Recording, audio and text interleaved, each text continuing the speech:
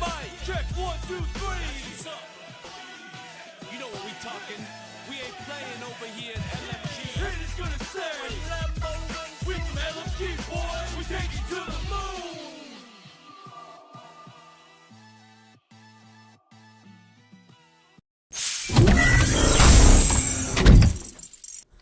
Hello and welcome, folks. This is episode 13 of Mission Control, where we bring you updates on our partner projects. And from very recently, we're going to be bringing you news from around the Web3, the most exciting things that happened, at least in our opinion, since last time we spoke. Today on the docket, we have Magneto HR, Valley Ecosystem, and Metaflora. So let's just kick things off with Magneto HR because there are some very interesting developments that you should be in the know for. I'm going to hit the transition button and Magneto HR staking. So, as of March 19th, Magneto HR had reported over 100 million magnets staked. And this is just one of the ways you could get involved and show your support for the Web3 Human Resources Project, because after all, it aims to help everybody, absolutely every person in the hiring funnel, companies, organizations looking for people, and the folks looking for jobs, and so many people in between. So starting from April 7th, Magneto HR will be optimizing their staking pools to focus only on the most utilized ones, which are the 90 days, 150 days, and 365 days. As per Magneto HR, you could get as much as 300% APY with their staking program, and now is the optimal time to get involved because it is fairly early on in the project's life. So if you would like to show some love and maybe get some sweet rewards for it, there are quite a few ways you could get involved. So the staking that we already talked about, upwards of 65% APY. And the next thing you could do is get your share of 25 million magnet prize pool for participation in the Magneto HR Quest platform, which had just received the 2.0 update, and we're seeing the new leaderboards. Or better yet, what you could do is pick up yourself a node, run it, and reap rewards as an operator. And as of now, the nodes are in their fourth tier of the sale at $400 a pop, and the prices won't last. As more nodes sell, the price will go up in price as per schedule. So do not make the same mistake I did, because I could have picked up more nodes. I could have picked up more nodes when they were cheaper, and the price had quadrupled on some of the projects, including Magneto HR and Valley Ecosystem, which is where we are going next. So, another Mission Control, another Valley Arcade game, because this is called Chain Blocks, a game about stacking blocks and making them disappear. And now I know what you're thinking. You've seen this concept somewhere before, somewhere with an eerily Russian music playing in the background. But in Chain Blocks, you have a few more blocks to utilize and some power-ups to exploit to make the game a little more complex. Add that additional layer to keep things fun. And as with all others, sorry guys, we are live and it is just me here today, so I'm going to be stumbling over my words a little bit. So, you can check out Chain Blocks by going to the link in the description to the Valley Arcade. You can play right now, and the rules of engagement are, as always, play the game, get on the daily leaderboard, and get your piece of the distribution just for being good at the game. And with a lot of these games, it just takes persistence. On the previous Valley stream, well, LFG stream with Valley, I spent maybe 40 minutes trying to figure out the best way to play the matching game. Ended up placing first on the leaderboard. Have not been able to successfully replicate that, but it was a good feeling. Brings back the arcade days, brings back the days of stacking coins at the arcade machines, brings back the days with sticky floors and neon lighting that hurts your eyes, makes it a little difficult to go outside. But anyway, I feel like we all look fondly on those days, and we have a few more things from Valley Arcade, because the games are good and all, but how about a meme competition? Because if you're itching for a friendly meme contest, and I know some of you are because I keep seeing memes pop up whether or not there is a contest going on. So Valley has got your back with some great prizes in store for the winners. The event itself is going to run all the way through March 27th, which is in a few days. Oh, sorry, that's not right. I had it somewhere here, and there it is. So all the information on screen, all you need to know is that the first place will get 10,000 Valley tickets and the feature on the Valley socials, and the places from the 2nd to 5th will receive 2,500 Valley each. And all you need to do is go on the social media, go on X, tag Metaflora with the tag they provided in the image you can see right there, somewhere. Yep. Yeah, and after that there will be a community vote, because half of the impact and the placing belongs to the community and the other half belongs to the Valley team, so you could play a role in who receives these sweet points. And just when we thought that Valley is going to be just winding down a little bit for the week, I had a conversation with Even Wave earlier, and Valley is hosting the very first Chain Blocks mini tournament that is going to take place on March 27th, which is in a few days. Is going to start at 1 p.m. EST all the way through to 3 p.m. EST, which means you have 2 whole hours of stream time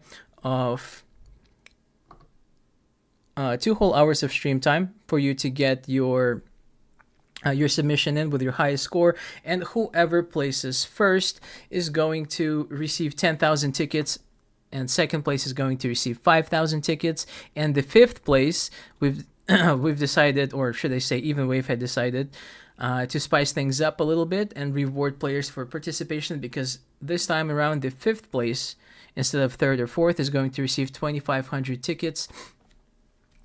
So be there, be square. The video is the live stream is already scheduled. You can go check it out right now and see what is going on with just about everything, including the games, including the meme contest, including the mini tournament. Okie doke. And speaking of a lot of things happening, I would like to take a moment to talk about Metaflora and all the amazing work they do. We did just have a snapshot episode last week where we had Greg on. We talked about their plans, about things they're working on right now, about some amazing things they're kicking off, like the nonprofit foundation, specifically designed to provide cannabis for the people in need, to make people's lives better. We're talking about kids with autism. We're talking about people with Alzheimer's, and there are a whole lot of different applications and a lot of people who would need help. Luckily Metaflora, luckily Greg got everyone's back, and they're kicking things off right now. And let's talk about the picture I put up here for a moment. The Metaflora Artist Coalition, also known as MAC, kicks off its inaugural release with Spencer Linkusik. I'm hoping I'm saying that right, Spencer. No offense here.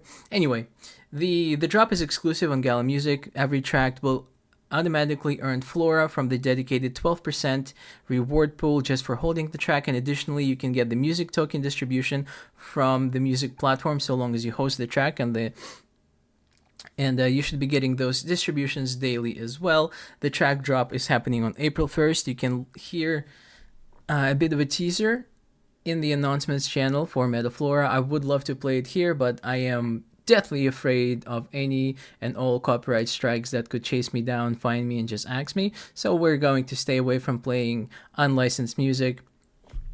And with all things happening with Metaflora, we're going to be bringing them on into Mission Control, into the next Mission Control episode, to talk about their TGE event that is happening on the 22nd. So if you want to and need to learn about their token generation event, make sure to follow us and join the Metaflora Discord. Again, all the links are in the description.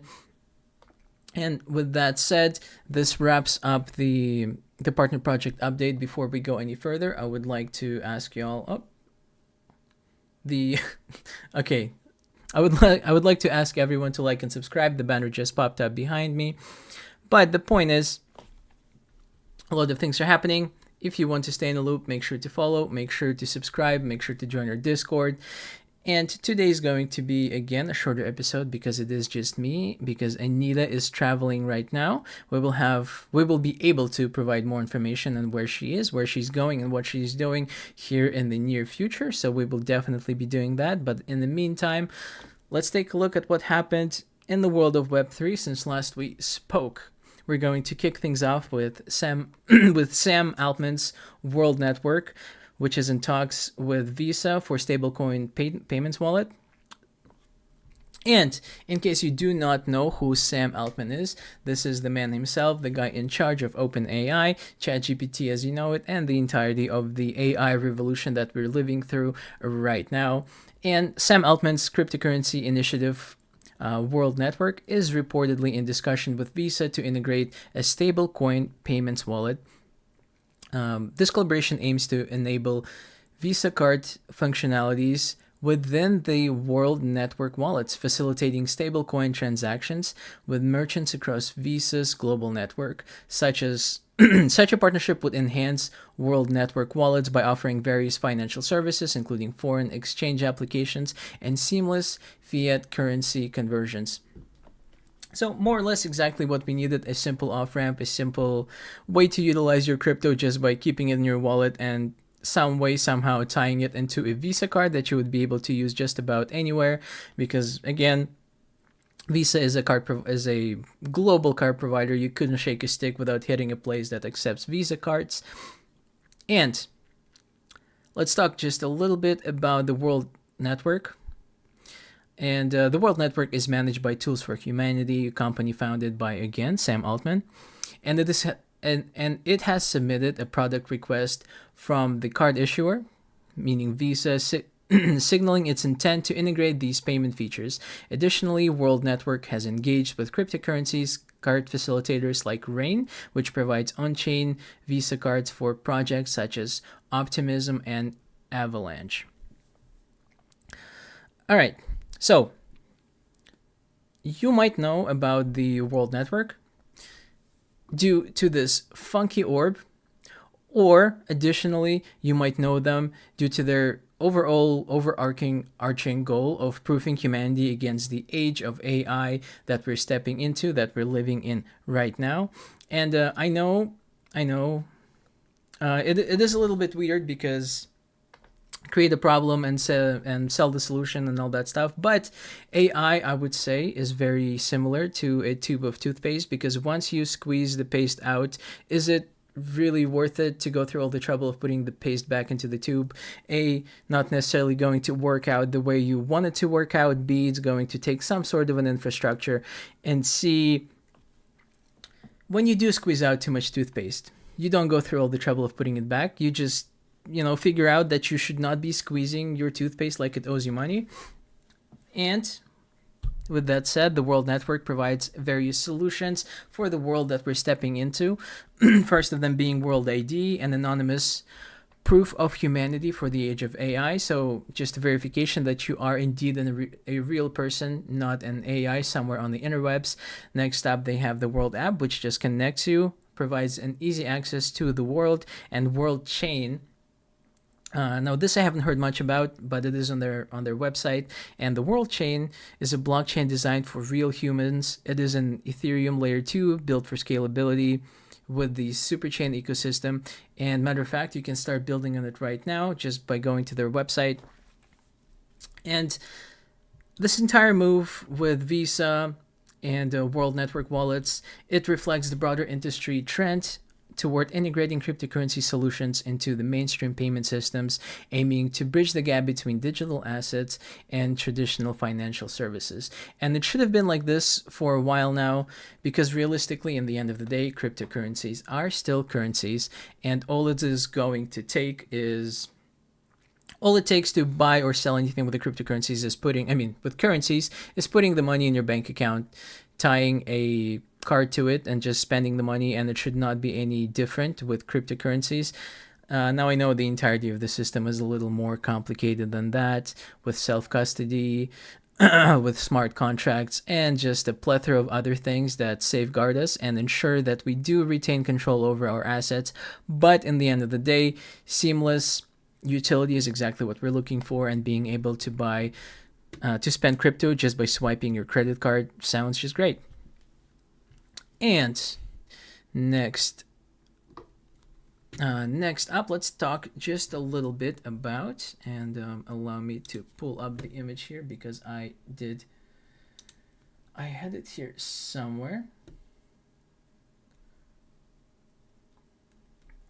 Well, anyway, so Michael Saylor's 200 trillion Bitcoin strategy to make US the Bitcoin, to ensure the US Bitcoin domination and his own immortality, because Michael Saylor, executive chairman of Strategy, formerly known as MicroStrategy, envisions Bitcoin evolving into a $200 trillion asset class by 2025, serving as a global settlement layer in an AI-driven internet era.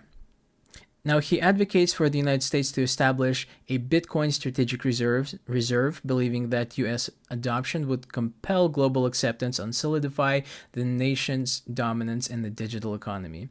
And under Saylor's leadership, the strategy has leveraged $33 billion to acquire over 500,000 Bitcoin, employing financial instruments like convertible bonds and preferred stock.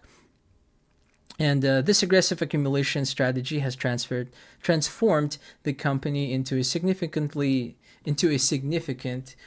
corporate holder of Bitcoin. Saylor also proposes that dedicating his Bitcoin holdings to a public cause would grant him economic immortality, suggesting that such an act would leave a lasting legacy in the financial world. How all of that is going to work out, I do not know, and it is most definitely above my pay grade to figure out how it will pan out, but it does sound exciting, and we could honestly use more Bitcoin. Everyone should hold a little bit, I feel like. All right. Now let's chat a little bit about crypto futures, what they are and how do they work. So, crypto futures trading is a type of derivative trading where participants enter contracts to buy or sell a cryptocurrency at a predetermined price on a specific date. And it does sound a lot like spot trading. However, with futures trading, you do not directly own any of the assets.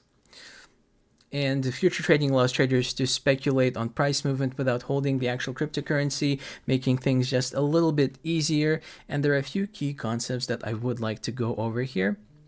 Let's start with leverage and margin trading. So futures, futures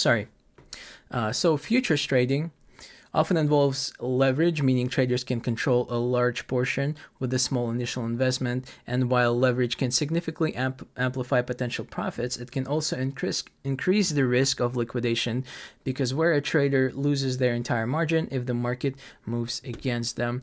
And next up, the perpetual contracts versus traditional futures. And as I already mentioned, traditional future contracts have a set expiration date, meaning they must be settled at a predetermined time, while the perpetual contracts, on the other hand, do not expire, allowing traders to hold their positions indefinitely. And these contracts use a funding rate mechanism to ensure their prices stay in line with the spot market. Furthermore, we also have just a tidbit on hedging and speculations.